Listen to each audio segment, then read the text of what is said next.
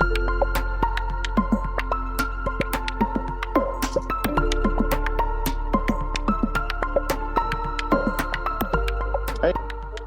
Morning. afternoon. Afternoon, yes. Sorry, it's morning here, and this morning was crazy. So That's all right, mate. These things happen.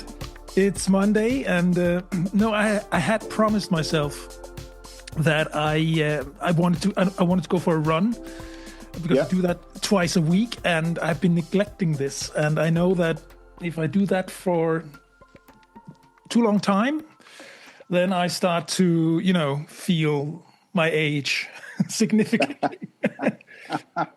So it's I just, hear you. no. So there's, I should really do more muscle training and, fitness and all. And it's just not Shouldn't me. we all? Sports was never me. This is pure, it's body maintenance, and that's all it is to me. Golf was my sport, but that really didn't require too much cardio. No. So yeah, there we are. But I got through the full program and had a quick shower, and all is good. All is good. So how are you? Very good. How are you? I'm very good. We went to the Oktoberfest is ongoing at the moment, we went last week twice. And we're probably going twice this week as well. So we'll see. You probably did some exercising with your hands then, did you? Yeah, we did.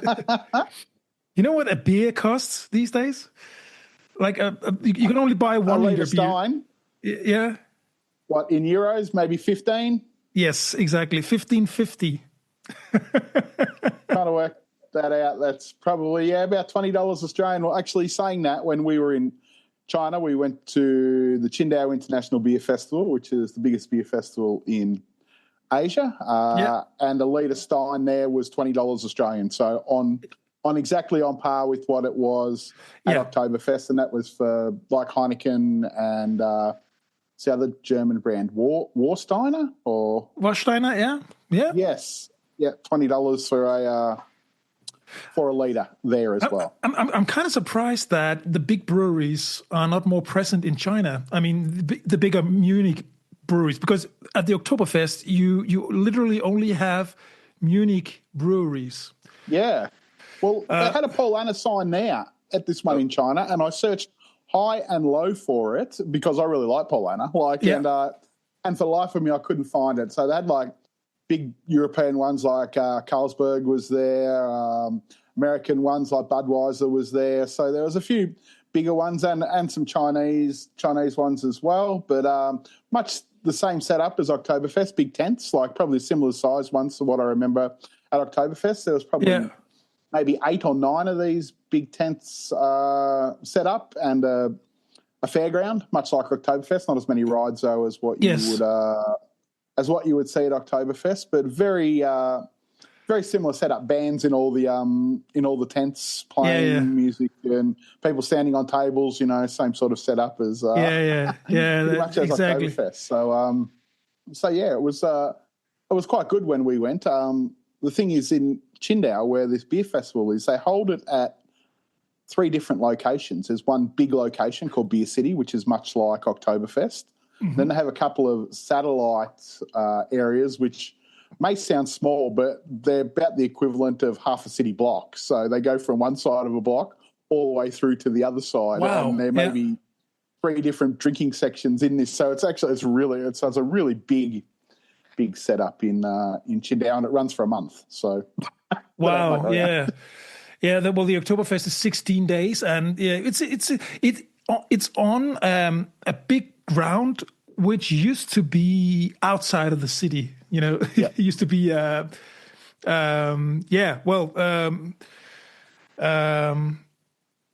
fairly outside the city, in fact, and now it's surrounded by houses and the urban sprawl. Yeah, exactly. But I reckon it's a couple of kilometers in length and maybe 1 kilometer in depth, and it's just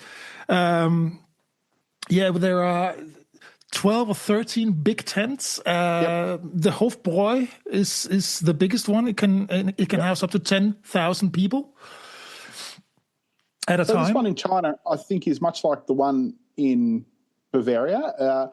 The main site, which is called Qingdao Beer City, pretty much nothing else happens there for the whole year except for the beer festival. They leave the tents up there. Everything stays up at this one. Right. Nothing else goes on there except for this beer festival for 4 weeks every year. Okay, wow. Yeah. There's a rule here in Munich that all things have to be taken away after the event. So what they've done is that they've gotten a permission to have the concrete foundations buried deep in the ground, and they just cover them. So and then scrape them up. And so every year they just dig them free, and then they raise the tents. Yeah, and Hofbräu, we know a guy working there, and he says, in 2027, another year with the old tent, and then they have a new tent. They're already in the planning process with the new tent, but it has to fit on these concrete slabs.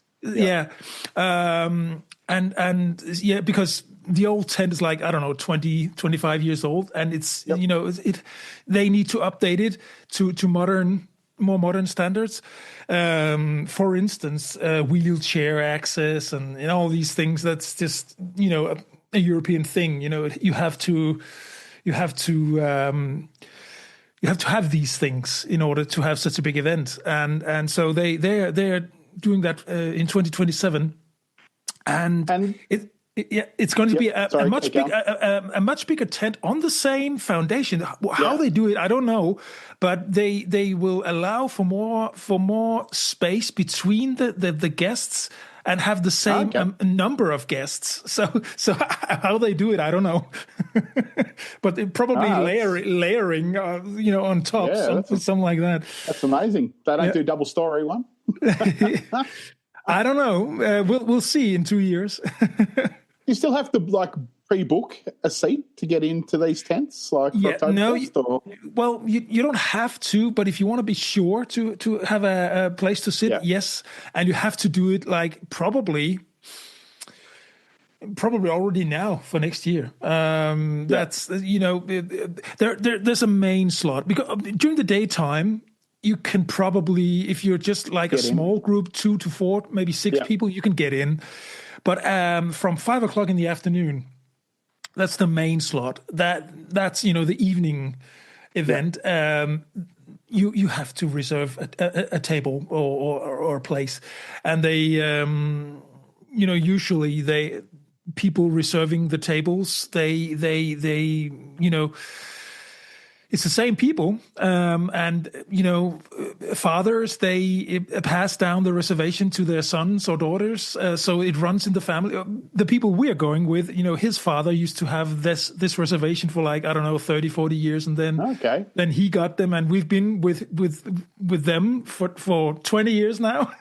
So fantastic. My hope is to get back to go to Oktoberfest again at some stage. I've been twice over the years, but both times it was with kids, so I couldn't really tear into it at all. So so you have to be at least 16 to get into the tents at night.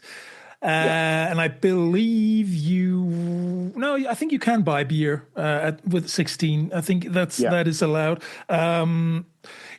So our son is 15 and he's not allowed, but he's allowed to, walk over the fairground and pass through the tents in the afternoon. So he did that with a school buddy the other week, but they're not allowed to buy anything. So they can just observe and. But it's a great atmosphere. It's a great atmosphere. This is probably the most misunderstood thing about the Oktoberfest. It's not just drinking. It's not just alcohol. It's a folksfest. People dress up nicely in their in their dirndl and dirndl and lederhosen and we do this, and it's. I think it's fantastic. It's a family thing. It's a family event. So the fairground is huge. Yeah. Unfortunately, it's fairly expensive as well. If you want to go on the big wheel or a carousel or something, it could cost you anything between 8 to 10 euros per person, and that's crazy. I mean, they should have like the world is out of control, isn't it? Yeah, they should have like an arm wristband or something that you just pay once and then you get full access. But they don't do that because all these people having their stalls, they're independent business owners. They haven't been able to do anything like it. So it's a fair. I mean, if you're a family with 2 kids and 2 adults, this is a costly thing, and you only go once. Yeah, you only go once. I think even the one in China that we went to, like there was this me and Beck and Willow, and I think we spent about $250 Australian on one night. So it's at 7, 14, maybe 170 euros, like just on beer and food, like sounds about right. So yeah, it was absolutely. Crazy. It was quite funny actually because I only seen, I reckon, I don't know how many people were there, 20,000 maybe or something like that. I don't know. It was chock-a-block, and I reckon I seen 4 other Westerners. So we were getting cheered and high-fived and cheers everywhere. People walk past, go, what are these people doing here? Like it was a very, very unique experience when you were one of the few Westerners there. You should have had do you still have your Munich hat? Your Munich? I should have. I could have taken it with me, couldn't I? I do. I've got a few. I've got a couple over here. Like sitting up. I can see a Paul Anna Oktoberfest hat over there. So because I remember you bought these when you were here in Munich. Yeah.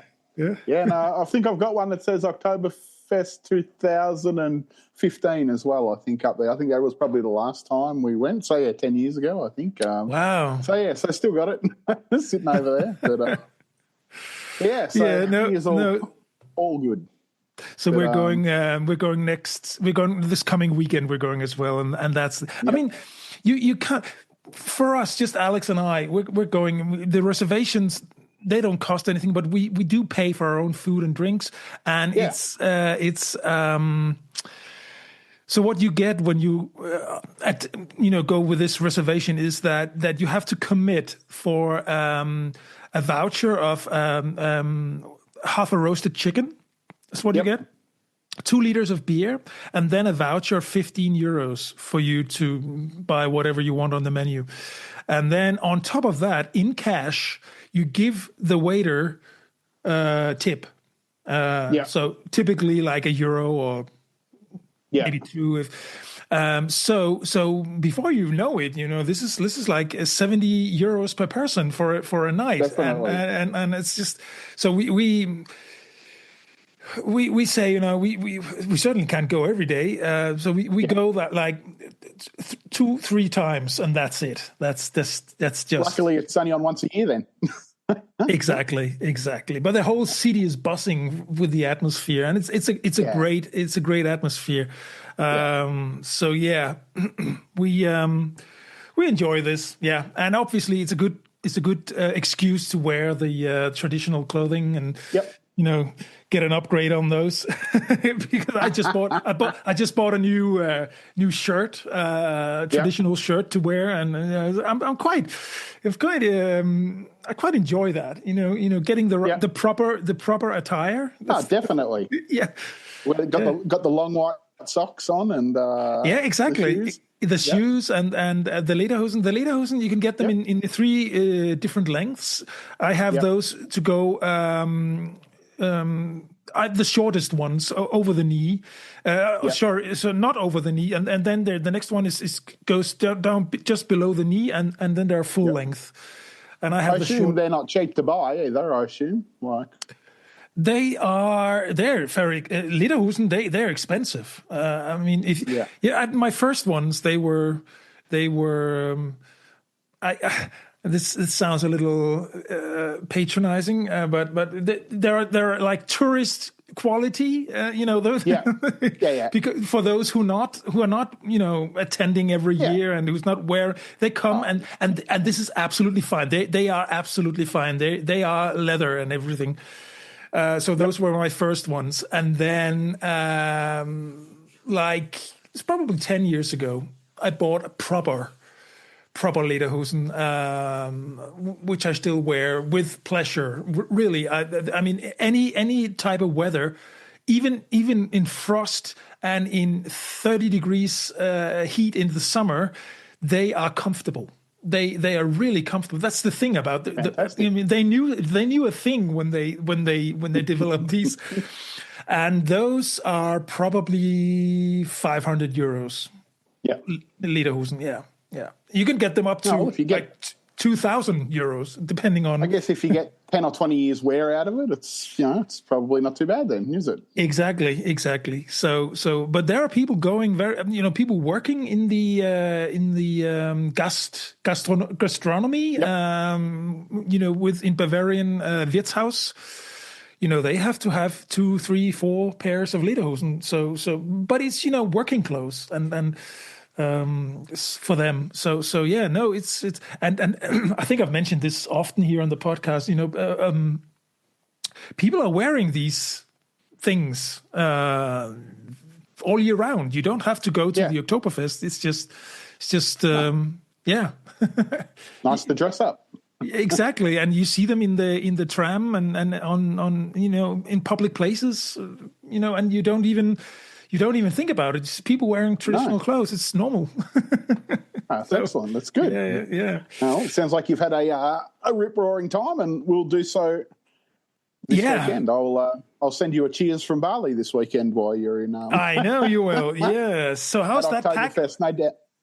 No doubt I'll be drinking a beer somewhere. Actually, I've been dealing today with Indonesian third world bureaucracy. So to go to Indo or to go to Bali, okay, so you've got to get a visa, you've got to pay a tourist tax, and then you've got to do a customs declaration. And you would think in a normal first world country they would do this all on one platform. But being Indonesia, they do this on 3 different platforms. So you've got to go to each different site to do all these different tasks where you would think you could just do it all in one.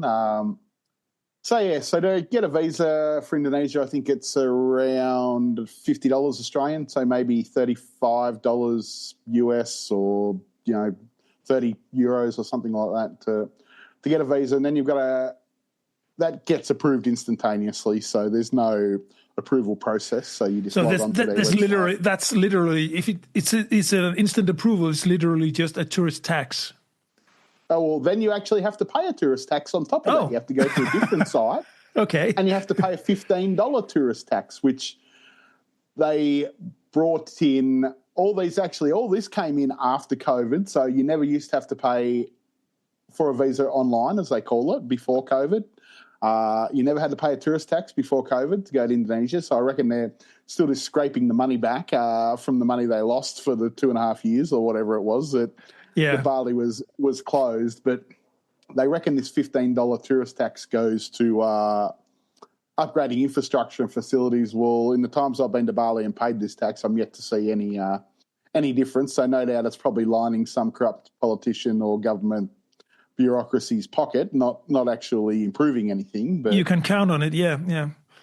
But that's what happens. And then today I had to go on to another site where they told me there's this beautiful new app called All Indonesia, where you can go on and pretty much just declare that you're coming into the country and whether you're bringing, food, fish, whatever it is. So I go on there and this thing crashed about 6 times. Oh, man. So luckily I then Googled it and found out that you could actually do it on your PC. So I went and did it on your PC, and you can only do it like 2 days prior because obviously it's just the way they make your declaration coming in. So yeah, and the visa online only lasts for 30 days, but we're only going for 10, so I could do that a few days. I did that a few days ago and paid for that. So yeah. So and how much was that? How much was that? The visa? No, the last thing. The tourist tax? No, the customs declaration, that's free. You've still just got to go online though and fill all this out. So instead of being able to do this all on one super app where you can just go, okay, I want to apply for a visa, I want to pay my tourist tax, and I'll do my customs declaration. Instead, there's 3 different websites. Like you go, How does that make you reckon you should be able to just do it all in one and roll in? Like the tourist tax has been in for probably 2 years, and a lot of people don't actually pay it. And I don't think they even check half the time, but I always pay it because I think if you get caught without it, then I think they bar you from Indonesia for like 2 years or some rubbish like that. But yeah, it's not really checked. Actually, to be interesting, when I applied for my visa the other day, the date of my passport when it was issued actually defaulted back to the date I applied for it. So, and then it got approved. So I'm interested to see whether I actually get pulled up because I put the wrong issuing date for my passport in, which if that happens, then I'll just have to pay another $50 to get in. That's what I'll because you can actually pay for it at the airport if you want, but I try and pay for all this stuff beforehand so I can just get at the airport, go out the gate and be done with it. Yeah. Be done with it all. So I'm a little bit interested to see what happens there. I put the right expiry date. My passport doesn't expire till 2032, so I've got plenty of time left. But for some reason it defaulted to the day that I was applying for it. So it said my passport was issued on like the 29th of the 9th this year instead of like the 29th of the 9th or whatever 2022. So that'll be interesting. But I don't think it'll matter because they've got electronic gates at Bali. So I reckon once you scan your passport, it should just open and everything should be connected up to it. But we'll soon find out. If you have the right passport number and if it matches with their system, I think you'll just who cares? So that should be okay. I hope so. But like I said, worst case scenario means I just have to pay another $50 at the airport to get another visa if they which hey, that's life, isn't it? So I should have checked it a little bit closer. It does say please check your details, but I had put in the right date, and then I clicked to go over to the next screen, and for some reason the date had gone back to today's date. So I was like, but we'll see. It'll be all right, I guess. What are you mostly looking forward to when going to Bali? What's on your on top of your to-do list?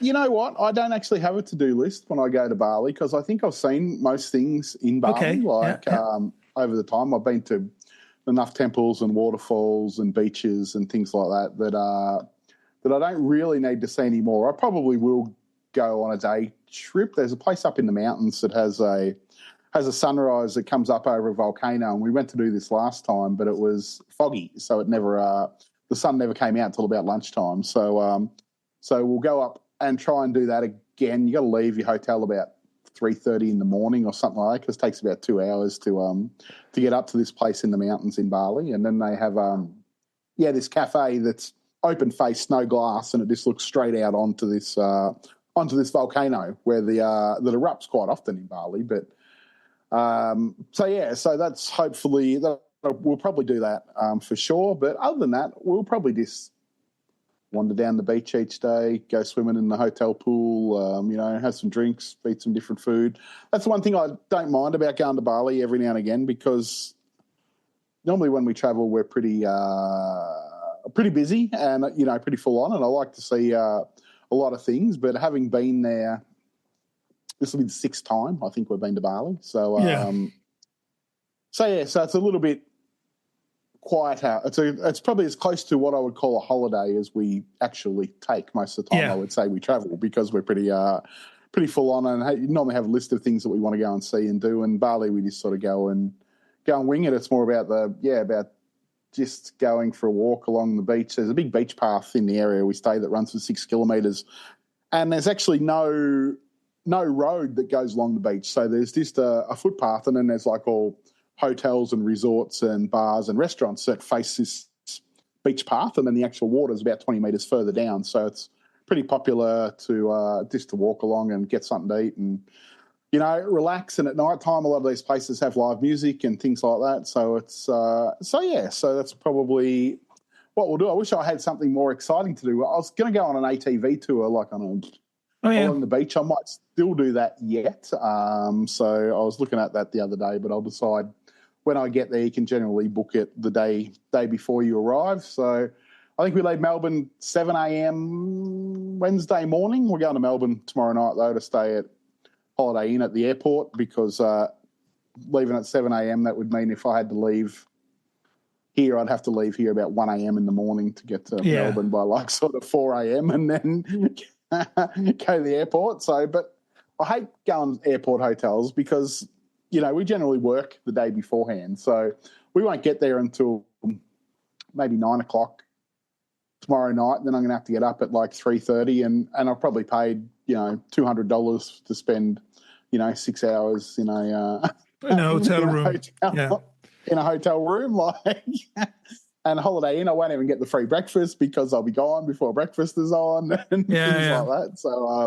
So it's a bit of a pill. Normally we stay at there's a smaller hotel about 10 kilometres from the airport that we stay at a lot, but I did have some Holiday Inn points that got me the hotel room for half price. So I went, let's just go to the airport and stay there. And the airport hotel is only 400 metres from the terminal, so we'll just get up and walk across to the terminal at 4 a.m. or 4:30 or something like that and check our bags and probably go and have a beer at 5:30 a.m.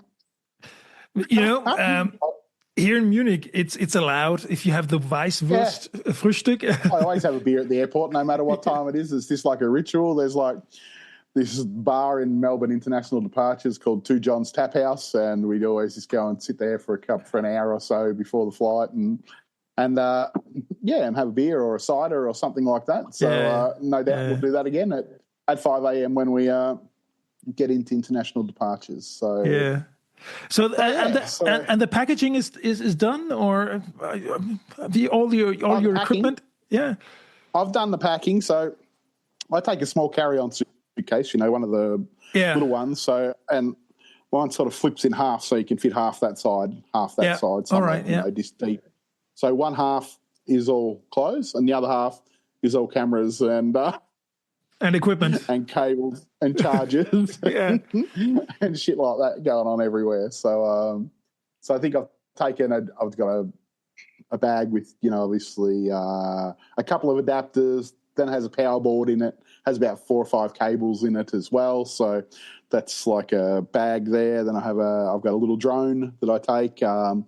Then I've got another little box container that contains an Insta360 camera, and so it soon all fills up. That's for sure. So every time we come back from a holiday, I this is sort of a standard thing. It has become.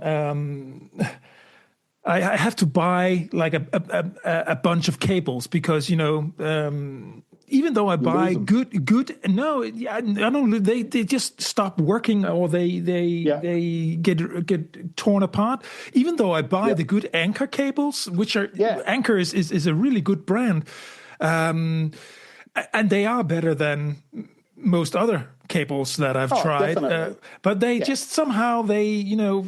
Every time we come home from a summer holiday, typically in Denmark, and, you know, they are just torn. At the moment, we have so many torn cables. I need to buy another round. It's just annoying.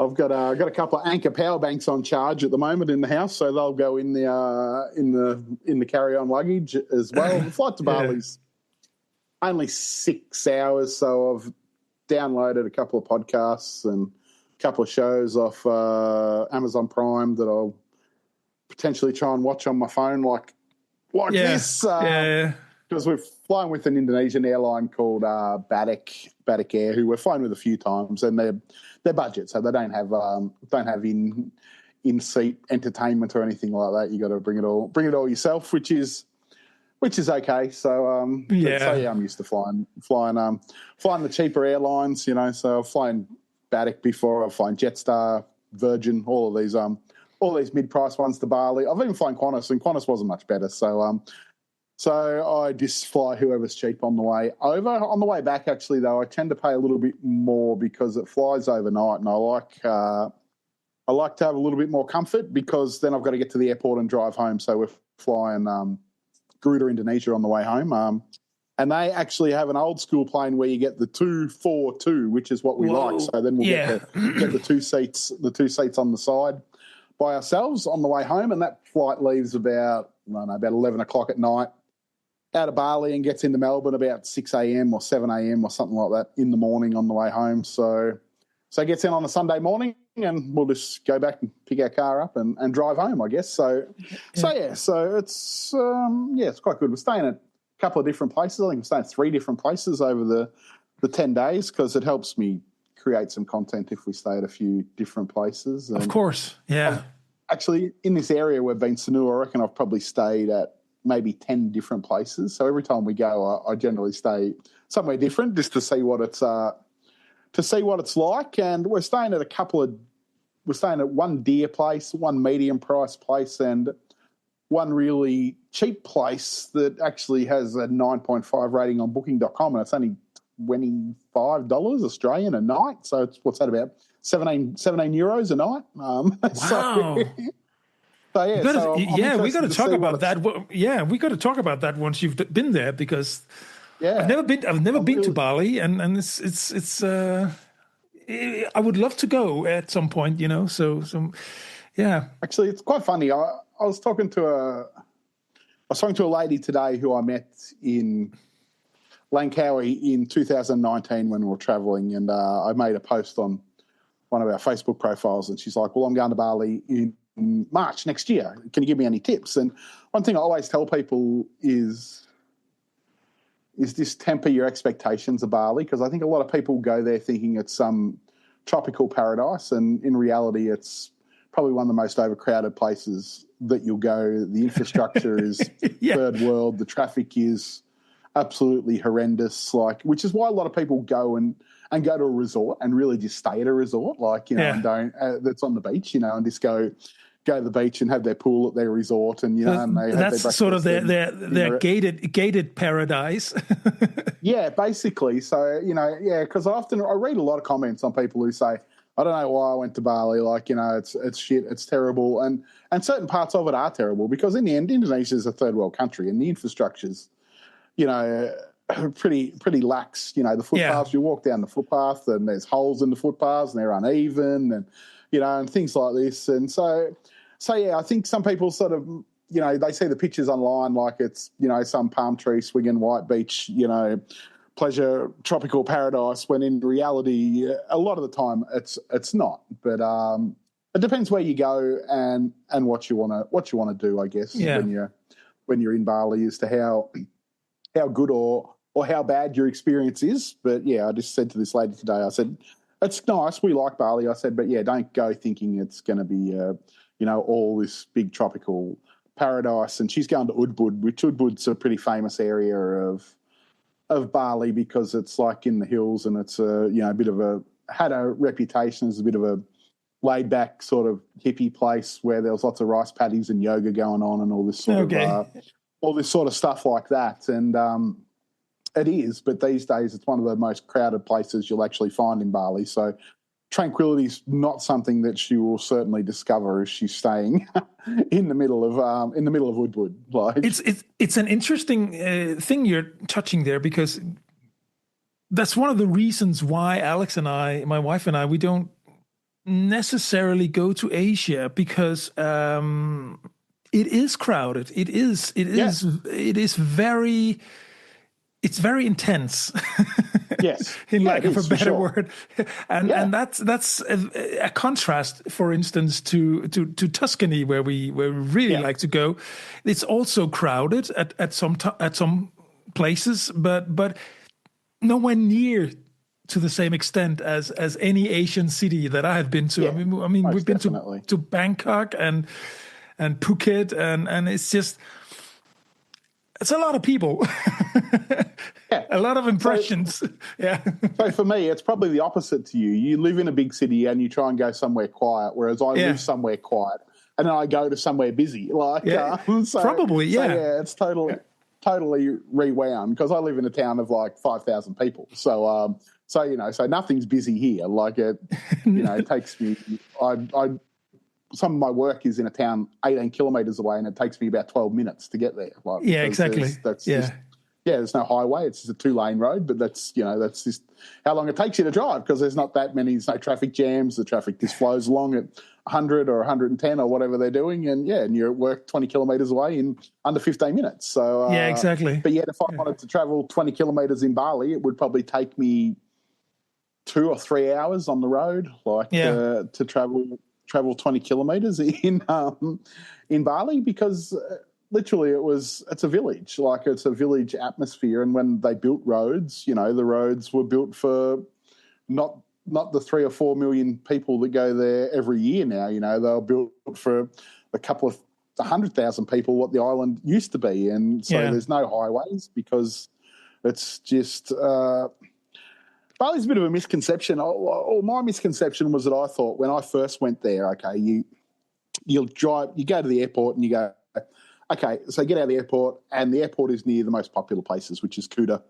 Seminyak, Sanua. These are all places that are within, I would say, 5 to 10 kilometres of the airport. And then you go, okay, I want to go to Ubud. So Ubud's probably 30, 35 kilometres from the airport, but there's no gap in the urban sprawl. It's just a continued row of houses, shops and villages. So there's no actual gap where you would say, like here, where I say if I drive to the next town, there's like farmland in between. It's not. It's just all built up all the way everywhere. So there's no gap in between these major centres. There's just a continual row of little villages and towns where there's no highways, because they're just these tiny roads that go through these towns. So it still took takes you a couple of hours to get anywhere that's further than 20 or 25 kilometres away, because there's so many cars, so many motorbikes on the road, so many foreigners riding motorbikes everywhere, things like that. So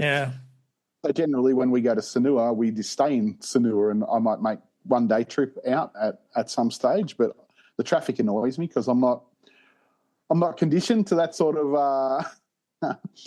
lifestyle where I'm sitting in traffic all the time. So I get a little bit frustrated. It was the same actually when we were in Manila. We went from a shopping centre to a church or an old area of the city, and it was 11.2 kilometres, and it took us 1 hour and 55 minutes. I actually had to sleep in the back of the rideshare vehicle while we were on the way. It took that long to get there. So urban sprawl, third world countries, the traffic is not great. If you can get a train, you can, but there's no trains in Bali. There's not really any public transport, and the public transport there is buses, so that's not really any quicker than you would be in the car, I guess. They are starting to build an underground rail system in Bali, from what I've heard, Chinese-backed and funded, which is going to go from the airport to pretty much the whole way around the island. They reckon it's going to be done in 10 years, but knowing Indonesia and Asia, that's probably more like 30 years by the time it'll be completed. So it might not even be completed in my lifetime. It might be a bit like the train connection to the Melbourne airport that they've been planning for the last 55 years. It's never got off the ground yet. So we'll see what happens there. So, but yeah. Yeah, no, it really sounds very much like a very typical Asian experience to me. Yeah. It really does. It is, but there's different places. Like if you go further north in Bali, it's definitely quieter. So you can go to places up on the north coast, which is about 90 kilometres away from the airport, where it'll be what you think Bali probably should be, because there's not a lot of tourists go up there. So places like up north, there is now I can't even, Lavina's one of them where we've been. Black sand beaches up there, resorts on the beach, things like that, but next to no people around, so it's cheaper, it's quieter.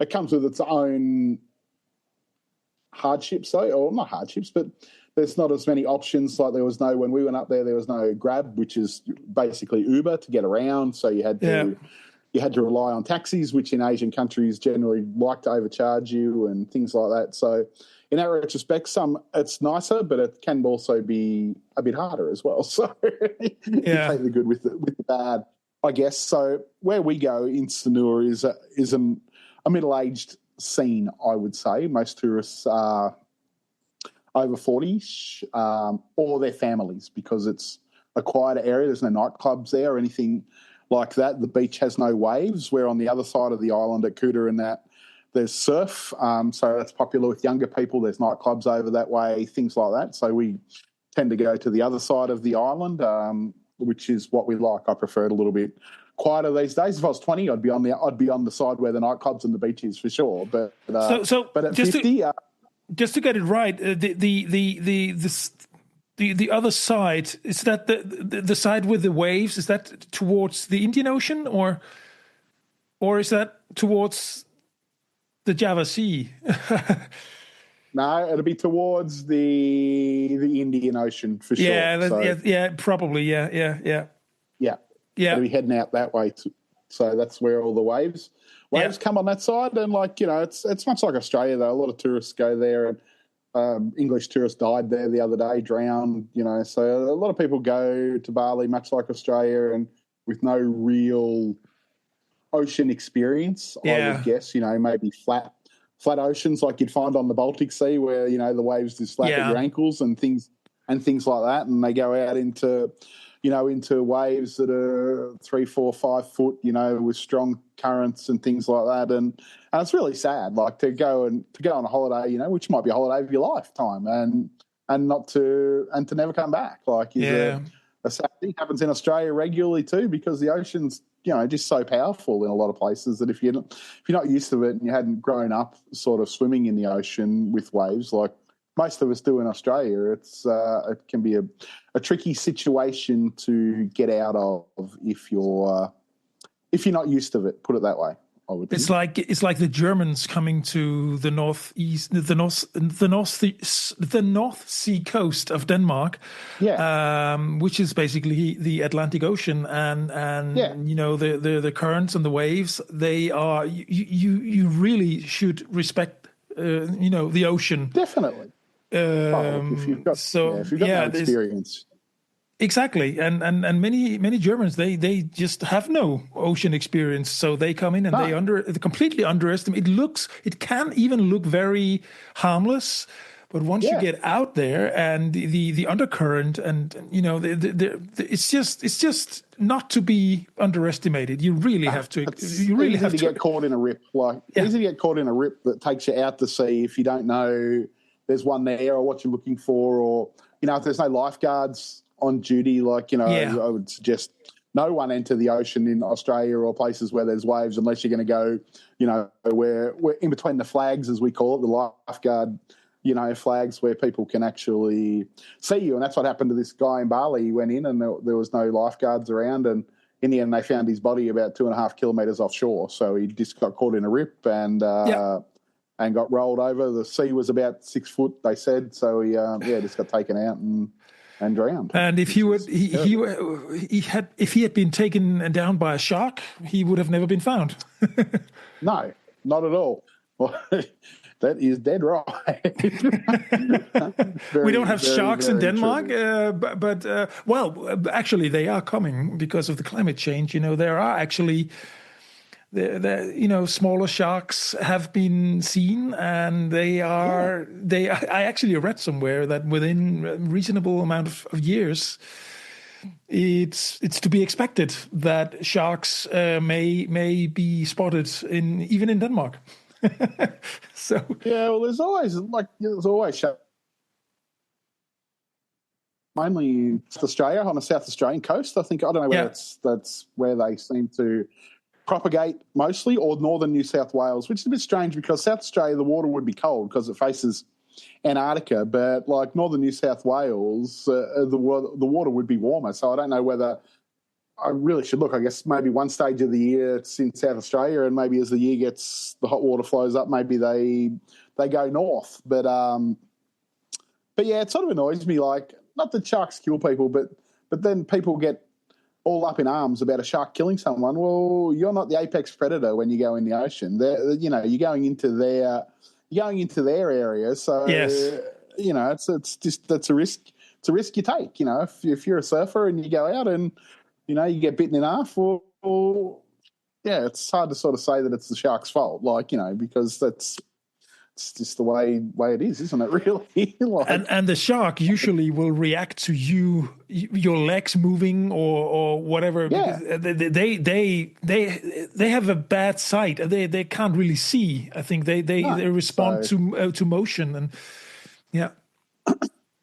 when you're younger, you don't really think about it. Like I still fair bit of sort of surfing with some friends when we were younger, you know, and we'd go to all these different places, you know, and now I sort of, no, maybe not so much, doing that. But speaking of rips, like I used to go a lot. I had some friends and we used to all go surfing, and I actually got caught in this rip at this place near Melbourne on the Mornington Peninsula called Gunnamatta, and I reckon I was taken about, I'd say 400 or 500 metres from the beach, like out. Luckily, I had a board with me, but probably the most scary experience of my life, and I don't think I've ever sort of loved the ocean really since that. Like, I mean, I go in, but I'm always a bit wary after that, and it was a really rough day too. There was a lot of swell and chop around, so it was actually quite scary. I remember crying. I remember tears running down my face as I'm sitting about 400 or 500 metres like off the beach with no idea how I was actually going to, you know, paddle back in and, you know, trying to paddle for my life to get out the side of this rip back into, you know, just some water that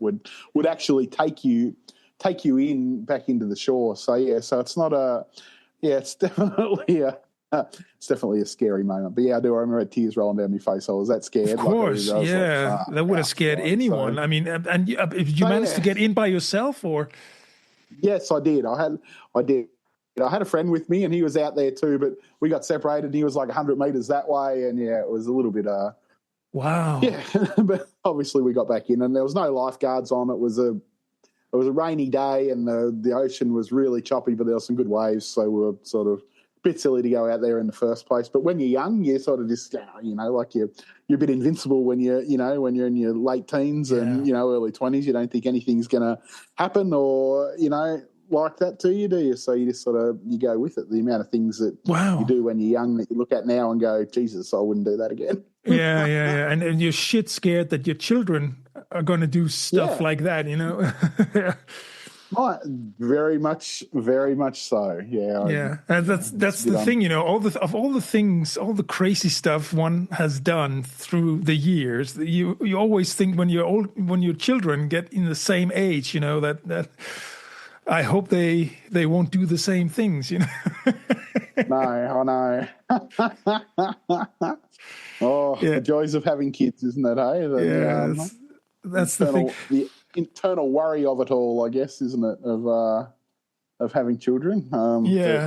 That's life, isn't it? Speaking of children, I think my child's coming home from China in January for I don't know how long, for a little bit. At this stage, I don't know if I talked about this last podcast. She's going to university to be a teacher, she reckons. So we'll see what transpires with that. But she's going to do it online for the first 12 months from home, she reckons. But I reckon she'll probably come home for 6 months and then go back to China and do it online. So the thing is, if she's going to teach Mandarin or no, well, she's going to come home and just learn to be a normal teacher. So, but then she can go back to China and be an English teacher. An English teacher in China. Okay, but she could also live in Australia and teach Mandarin. Yes, so I think she's going to do some of that online. She's going to try and continue. She does it with some students or some people over there at the moment. So she'll continue to try and do that online from Australia when she gets back, so that will be that'll be good for her. So it'll be nice. It's good business because there are all these Chinese communities in Australia, and so I would say that she would be in business like forever because that's really you know, something that's in demand. Most definitely, yeah. I see the airport in Copenhagen was shut the other day. The Russians were flying drones around. Yeah, I was going to mention that because you mentioned you have packed your drone. There's a complete drone ban all over Denmark in Danish airspace this entire week because there's an EU summit in Copenhagen. So they've shut down all use of drones, even small hobby drones. You're not allowed to use them for this entire week as we're speaking. And Putin is testing the defense at the moment in European airspace, and I actually, it's hard to say if I think he keeps doing it, and no one does anything back. So but I mean, if you do something back, then that causes something to be done back. It's sort of like who will blink first. You know what I mean? Like, and you really don't want anyone to blink, but it's It's sort of like a bullying child in the schoolyard at the moment, isn't it? He's sort of, testing his boundaries. And what annoys me mostly is the news outlets. They report anything the Russian politicians say. There's a politician, foreign minister, and he's just saying, it's not us, and how dare you say it's us? And it's so predictable, so predictable. Oh, of course. And they're just looking for an excuse to escalate anything, And I'm sort of fed up with politicians that they sort of believe we don't see through all this theater. So it's but speaking of drones, it's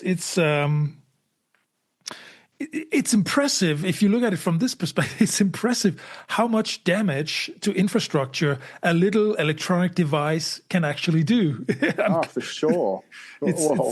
I would think that Ukraine would have probably capitulated by now if it wasn't for their drone warfare that they bomb the Russians with all the time. I mean, I think they've hung in there for a long time for a little country with not much of an army against a so-called superpower or world power, I guess. But that's So what the Danes are sort of asking is, why don't we just shoot them down? The problem is, once they are overpopulated areas, or an airport, full of fully loaded airplanes with kerosene and stuff, you have to be careful not to just shoot things down. But now they have. They've gotten a little bit of help from the Germans. Because they can jam, and they can do something to the drones. Even and that's the next thing. There are some drones that can actually fly without, even if you try to jam them, even if you try to interfere with radio communications. Yeah. They are sort of self-controlled. I don't know how it works in technical terms, but it's a little more tricky than that, particularly with military-grade drones. We're on this. It's quite amazing because, like 10 years ago, probably no one had even fathomed that the drones would be for recreational people, let alone for probably. Military warfare, I sort of guess. Like, you used to have guided missiles, which I guess were precursors to drone warfare. But 10 years ago, But I guess, the world moves and technology moves so quick these days that it's amazing, and many of these drones, they're actually fabricated with like plywood and the simple engine like you have on a small motorbike or something. It's amazing, and so that price of that particularly type of warfare is actually cheap compared to whatever a missile costs. Turning me light on. It's getting a bit dark in there. Yeah. It's getting a bit dark now I see you. Was daylight when I came into the shed, but it's starting to get a bit dark, so I thought I better put a light on. It's But I thought Donald had Vladimir under control. That's what he said, didn't he? Yeah, he did, yeah. But I think he's given up on Vladimir. I think even Trump now realizes that it's just not, because originally he said, I will end this war in 24 hours. Yeah, right. It's not that simple. Cities in his own country, let alone cities in foreign countries. Yeah, he will use any excuse. Oddly enough, any city that he puts in where he puts in the National Guard. Oddly enough, they're Democratic run by Democrats. This is kind of funny. Quite strange, isn't it? Yeah, it is. There was actually had a bit of a blow up with an Australian reporter that was the other day that was talking to him in America because they were doing with the ABC, the Australian Broadcasting Corporation, they're doing a piece on how Trump and his family have amassed billions of dollars in the last 8 months since he's been into power. And this reporter asked him about it, and he friggin' went crazy and told him he was a disgrace to Australia and he'll be bringing it up with our Prime Minister and this and that, and how dare he ask him about his wealth, and all this sort of stuff like that. And I think it's fair. You should know that. He shouldn't be in government making billions of dollars because he's the president. That's just corruption, isn't it? I think in any healthy society, there's transparency. From politicians. They owe that to the public, and that's another good, very clear, not a good sign, but a bad sign. Another very clear sign that something is not very healthy in America at the moment, because I've had the discussion with many. In Europe, we have free healthcare. It varies from country to country, but the overall consensus here in Europe is that you shouldn't mortgage your house to go to the hospital. It's just common sense here in Europe. Why would you do that to your people? Why would because their government's owned by big business. This is a big point of contention in Australia at the moment, because we have what's called the PBS, the Pharmaceutical Benefits Scheme in Australia, where medicine's listed and might only cost you, $15 or $20 for cancer treatments, things like that. So it's highly subsidised. So Trump wants to put a 200% tariff on these medications now that are coming to Australia, because we shouldn't be able to tell American companies that they have to sell that medication to the Australian government for this price. It goes against all his capitalism and and money making. So there's a big hoo-ha going on about this, because as general, for most medicines in Australia we pay $15 or $20 because the government subsidise it and force these companies, multinationals who are selling these drugs to sell them to us at a subsidised rate. And Donald doesn't like that. He thinks it's unfair, and that's only because all these pharmaceutical companies are pissing in his ear. And it's probably the same as Australia's about to introduce the ban on social media for any kids under 16, which looks like it's going to. I see the EU were talking about it the other day. They're probably just waiting to see what happens to it in Australia, which before they pull the pin. And and no doubt Facebook and Google and all that'll be in Trump's ear saying it's a restraint of information and all this sort of stuff like that. And and that'll be the next thing he'll come out with, is saying it's not fair that you're doing this to these American companies and blah blah blah blah blah. Even though. But fine, teenagers are killing themselves, because they're getting bullied online, but that's not important. What's important is Facebook gets to continue to pump out information and makes more money. It's this constant for-profit thinking that, particularly in terms of healthcare and social security, any for-profit agenda in connection with social or healthcare talks or policies, it's just not a part of any compassionate and healthy society. It's just it's healthcare is expensive and it costs money, and you cannot talk about anything for profit in that direction. It's just it's not. And I think most Australians, most Europeans, we just agree on this. This is something that we can disagree on so many things, but nobody wants you to mortgage your house to go to the hospital. I don't ever want to think about, can I afford to go to the dentist or my doctor here? It's just something I do whenever I feel the need for it. There's cost is never a thing, never. What does it cost to go? If you were just to go to your GP in Munich or your doctor, it doesn't cost me anything. Or whatever, it doesn't cost me anything. You anything. It's free. It's free to go to my general physician, doctor, a house doctor as we call it. We all have one, and when I go there, it's free. We're all covered by insurance. There are ways, there are a couple of ways you can either be covered by law. Or you can be covered privately. You can mostly people who make above a certain amount of money a year, they will privately insure themselves. Yeah. But really, everybody has the right to be covered by the government.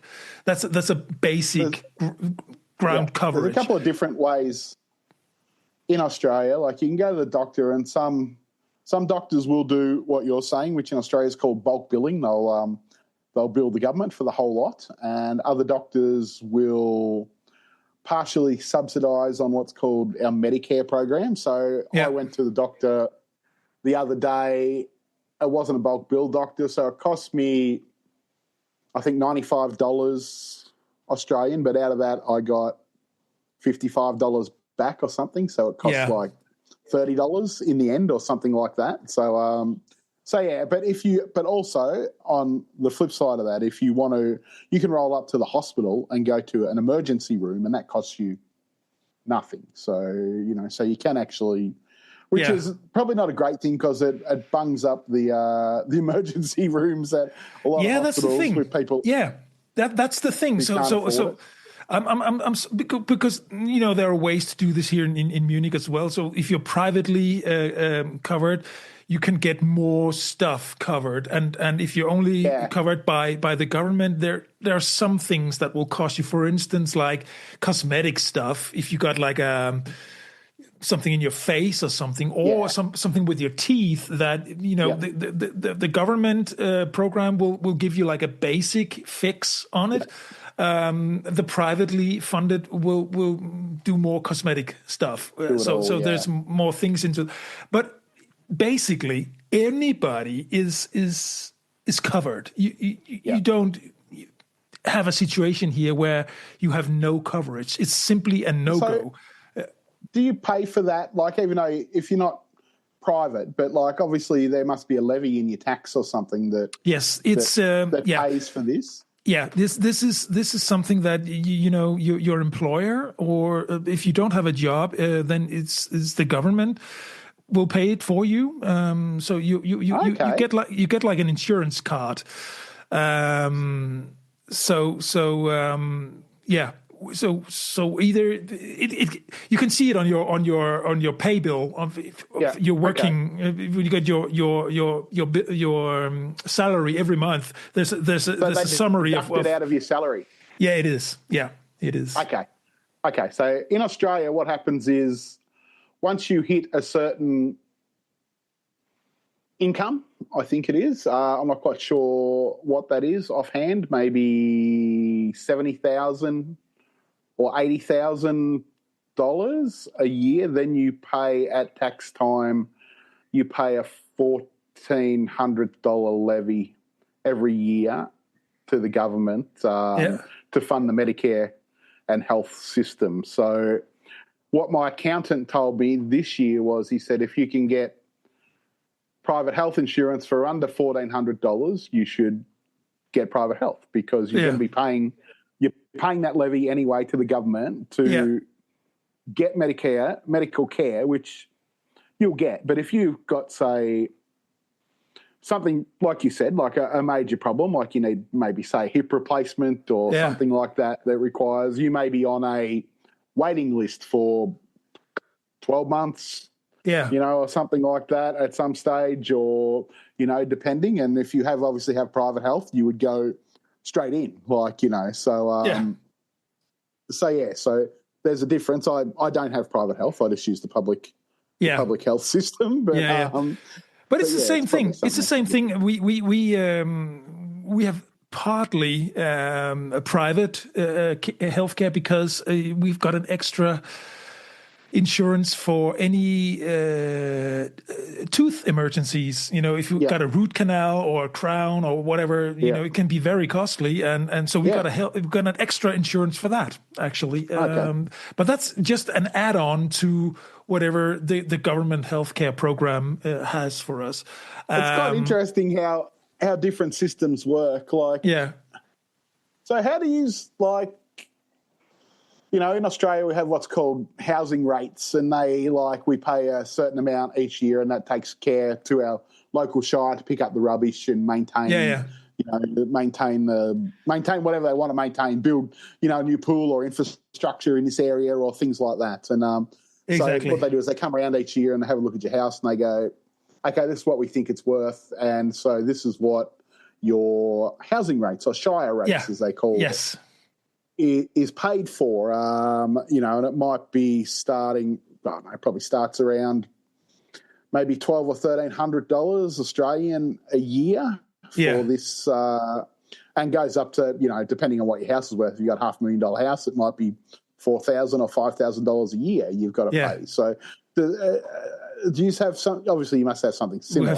We have something similar, and it also covers. When it snows, somebody comes to clear the road and stuff like that. All that sort of stuff. Yeah, exactly. So we got the same thing. It's fixed percentage of your house value. Okay. Yeah. Yeah. So the more your house is worth, the more you pay. Yeah. Simple as that. Okay. Yeah. So if you live in an apartment, you're better off. It's not as much if you live in an apartment, or we live in an apartment house with 8 units, and but we also pay,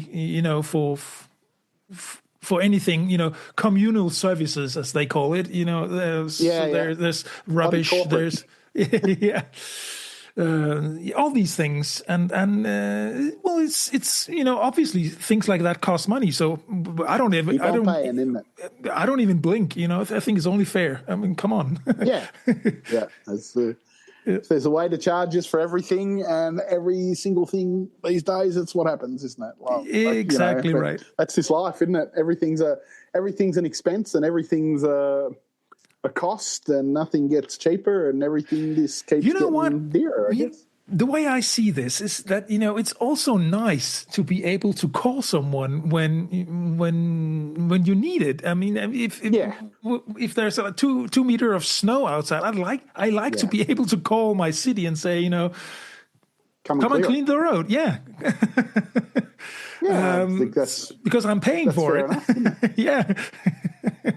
So, getting back to the travel, did you tell me one stage you're going to Prague later this year? Is that Yes, we are. Yes, we are. We're going with Flixbus. Flixbus is, I don't know if it's in Australia, Flixbus. That's not, but I do know of Flixbus. So yeah, so they have trains, and I think they have planes as well now. But it started as a bus, line.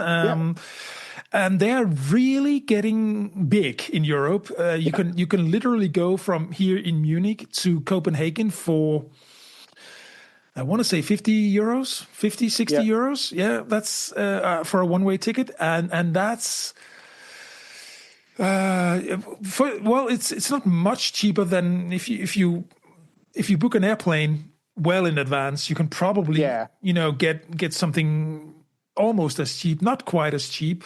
But I do like the idea of traveling, not by airplane, because it's just more sustainable to. But speaking of, we're driving 5.5 hours from Munich to Prague. Yep. And I think Alex bought the tickets for. I think we're paying like 120 euros for all three of us, back and forth. Bad. So it's can't beat that, can you? No, you can't. Really, you really can't. So it's not very comfortable. But let's be honest, flying is not comfortable either. It's. You know what? By the time you got to the airport, checked in, waited for the flight, took the flight, you're probably looking at 3 or 4 hours anyway. Yes. To go to the airport and do what you've got to do and get through security and wait and get on and take off. And I mean, it's probably only half an hour by plane, is it? Probably from Munich to yeah, we're going to Prague. To the central bus station, which is near the Hauptbahnhof as well. Yep. So that's where the buses depart. And yeah, I'm not particularly looking forward to the bus ride itself. It's probably not going to be very comfortable, the seats and stuff. But come on, it's 5.5 hours. I can live with that. It's just... They have Wi-Fi. They have Wi-Fi on Flixbus, so that'll make they it do. go. Yeah, I'm not quite sure if I told you this story once. I was driving from Berlin to Amsterdam, so across the top of northern Germany there. And, yeah, you did. There was a Flixbus in front of us, and the kids wanted to use the Wi-Fi, so I sat behind this bus for about an hour, just doing the speed limit, and we could log onto their onboard Wi-Fi as we were cool. sitting behind this bus on the road. So that kept the kids entertained for about an hour while they were logged into the free Flixbus Wi-Fi. If you could stay, it didn't have to be right up at but if you were just normal distance behind it and stayed behind the bus, the Wi-Fi would work. So good tip, good free tip there. Yeah, that's it. So always travel behind the Flixbus, and you can log into your Wi-Fi while you're on board. Actually, I'm probably going to do some bus travel. In January, we're going to, I don't know if I spoke about, I can't remember what we spoke about last time. We're going to Singapore and Malaysia, so I'm going to be travelling pretty much by bus there. So we'll go from Singapore to Kuala Lumpur with a few stops in between, but I'm going to be doing it all by bus because it's not a great distance. So it's probably 2 hours, 2.5 hours in between Johor Bahru, where we're going, and Malacca, and then Malacca and this other place called Ipoh, and then Ipoh and Kuala Lumpur. So I'm going to book some buses, and they actually have what they call, one thing I do like about Asia is they have luxury buses where they have sort of semi-recliners, and there's maybe only 2 seats on that side and 1 seat on that side. The seats are really, really comfy and laid back. So I don't actually mind travelling by bus in Asia a lot. They're not trying to just cram you in. It's about the comfort and and to go on what they call a deluxe bus in Asia, might still to go that 2.5 hours. I was looking the other day was going to cost about 27 Australian dollars for 3 of us, so about $8. Wow. $8 each to go. Yeah, on a luxury bus. Wow, yeah, wow. On a luxury bus. You know what? The new ICE trains here in Germany, the Deutsche Bahn intercity fast trains, they have the same setup, like 2 and 1. And with reclining seats and everything. So, that's my favorite part. That's my favorite type of transportation. That's actually the new modern train carriages. I like train travel too. If I can travel by train or by, look, I got to be honest, I haven't done it that often, not in Australia anyway, because I drive everywhere. But I quite like the idea of travelling on a train because I can get up and walk around, whereas on a plane, I can't, and that sort of annoys me. And I don't mind sitting there looking out the window and doing things like that. Like I've said before, one of my big bucket lists is to do the Trans-Siberian from like Beijing to Moscow, and which hopefully I will do one day, depending on Russia, reopens or things calm down. That I would really like to. I'd like to do that over a couple of weeks, and stop every day at, different places in Russia and Mongolia along the way. So it's certainly, I don't think I've ever taken a really, really, really long train though. Maybe 3-4 hours might be the longest. 5 hours might be the longest train I've ever taken though. But there are trains leaving from Melbourne to Sydney, for instance, aren't there? Yes, they go overnight. So they leave Sydney about 9 o'clock and get into Melbourne 6 o'clock in the morning. I mean, you can actually catch a train to Perth if you want. It takes about 5 days or something like that. But it costs a fortune. Make sure you had, and you'd want to make sure you had a bed. You wouldn't want to be sitting on the seats for 5 days, would you? So it's probably a bit extreme, isn't it? 5 days. I guess you get off in Adelaide and things like that. But there's a popular train that runs from Adelaide to Darwin called the Gun, but it's it's like 3 nights, costs like $5,000 or $6,000 a person or something because it's like luxury or something. Because we actually checked this when we were on our world tour there, and wanted to do this, across Australia, but because we thought, it would be fun, and we want to see as much as possible, but it was just, way out of our budget, way out of our budget. It was just crazy. It's for old people with too much money. Yeah, apparently, yeah. Sadly, because I know it costs a lot of money to maintain like a rail, a railroad. It's the tracks are expensive, and they need to be properly serviced and maintained. It costs a lot of money, but sure. It should, any modern society, healthy society, should be able to afford some kind of proper basic infrastructure across the country. Definitely. Yeah.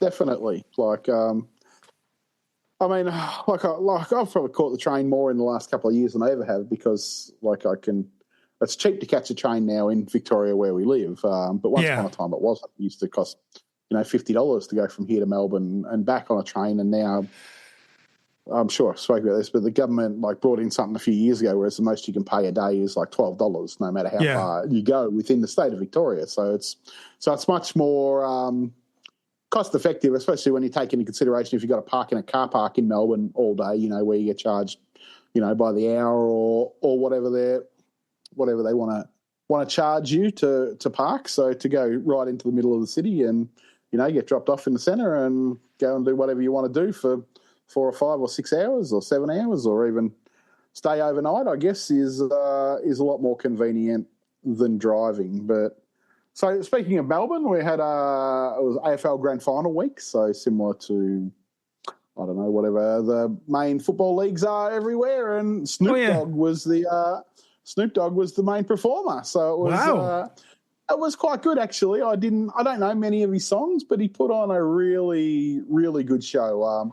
Over the years, they've had some good acts and some not so good acts at the AFL half pre-game entertainment, but I think they had Katy Perry last year and they had Kiss the year before. But they had Meatloaf about 10 years ago, and his performance was absolutely terrible, and people still bring that up today when they talk about the pre-game entertainment. So, but Snoop Dogg was really, really good, actually. I quite enjoyed it. Similar to like the Super Bowl, if you've ever seen the Super Bowl. Yeah. 15, 20 minute, little show at the start with fireworks and things like that. It'd probably be more effective if they held the Australian Grand Final at night, but they hold it during the day, so the fireworks and the pyrotechnics don't actually look as good as what they possibly could, but it's one of them traditional things. Football was always played during the day in Australia, because obviously dates back 150 years or whatever, and there was no lights when it stayed. So all the purists like the grand final or the final to be played during the day, but I'm sure they will transfer it to night at some stage because the nighttime looks more spectacular, and they play games during the season at night time. It's just the grand final that they play during the day. So I'm surprised that that profit-making sponsors, they haven't managed to steer this into a nighttime show, because that would certainly make sure. Like I said, I'm sure it'll happen. It's just a matter of time, yeah.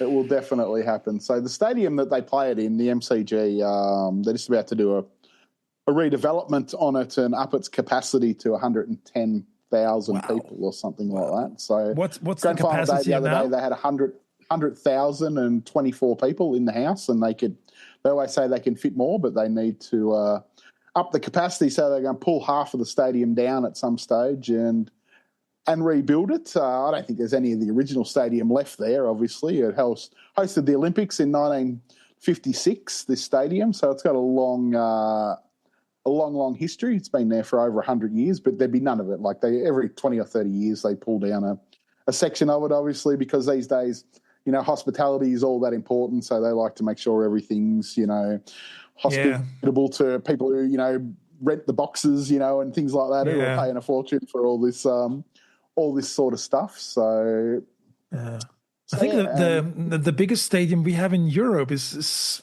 I don't think that's probably in Munich. No, sorry, in Paris. In Paris. Yeah. And I think it's about it's 85 or maybe 90,000, but 100,000. I can't think of any stadium in Europe with that capacity. That's impressive.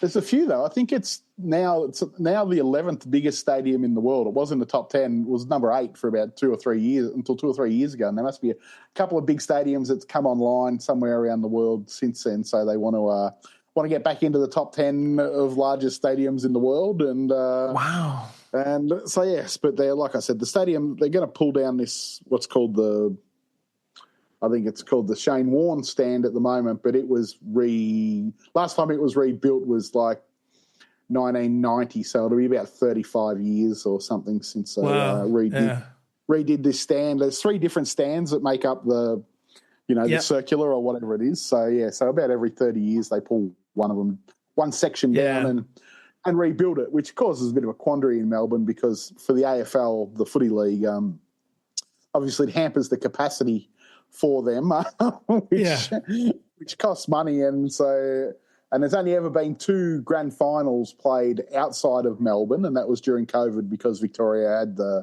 had the strongest friggin' lockdown rules in the world at that stage. So in something like 130 years, it's only ever been played twice outside of Melbourne because the Australian Football League, as they call it now, started off as the Victorian Football League, and then it expanded and brought in teams from South Australia, Western Australia, New South Wales, Queensland now, Tasmania in 2 years' time are joining. So it's always been held in Melbourne, but if they pull it down, they were saying the other day that they'll probably hold it somewhere else for the year that they're doing it.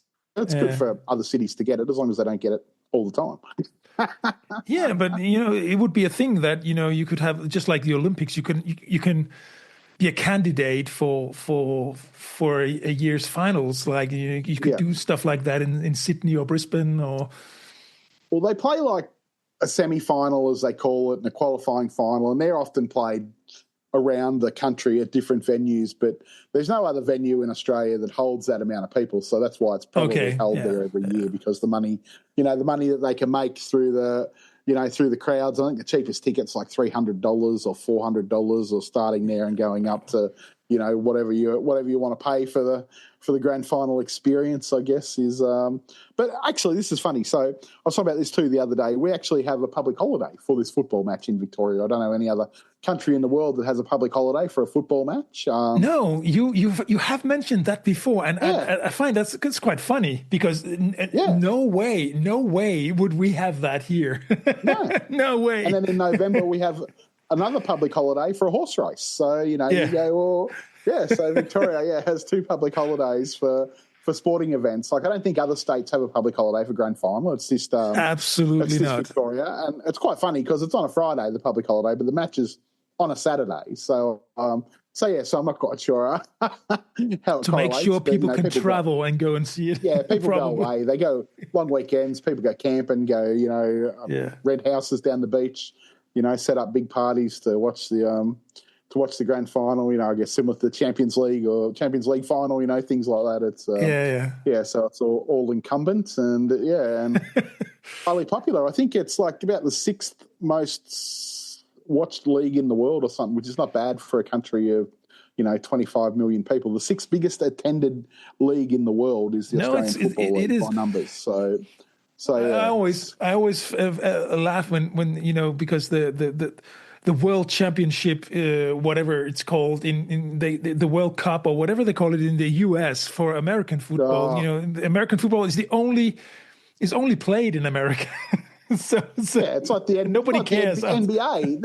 The NBA are the world champions too. The ice hockey are the world champions. The NFL are the world champions. Like, pull your head out of your ass. Like, exactly. There's far more places in friggin' America. Like, I think this the one sport played most universally. Maybe that's soccer. I think it's soccer. It's one of the because you could probably talk about a proper world championship when because. Even Australians, they play soccer. Yes. Yes. Yeah. So, but they're after the money too, because they keep expanding the World Cup all the time. I think it's up to 36 teams, where it used to be like 24. It's like the Champions League, isn't it? And all these leagues are more and more. Soon every team in Europe will be in it, and it'll just be like yeah. And it's all paid for by Saudi princes, it's because they buy the sport. They've bought all the big UEFA League, the Conference League. This keeps going down and down and down, and soon the team that finishes 10th in any given league will be in some European league, won't they? Because absolutely. There's all more money to be made from it all, isn't there? It's bizarre once again.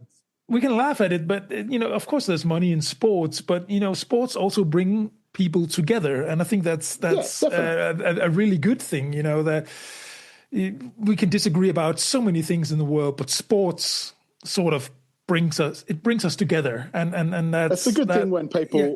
When people can contain their enthusiasm, I guess. It's only a game, but for some people, it's their life. I've been watching the Ryder Cup in America the other day, where America and Europe, and the behaviour of the American crowd was atrocious. It's meant to be it's just a game. It's not America. You're not at war with the European team, but swearing and throwing things and carrying on. It's not how golf is. Golf was, generally a gentleman's game, and there's all these rules about being quiet and respectful and things like that.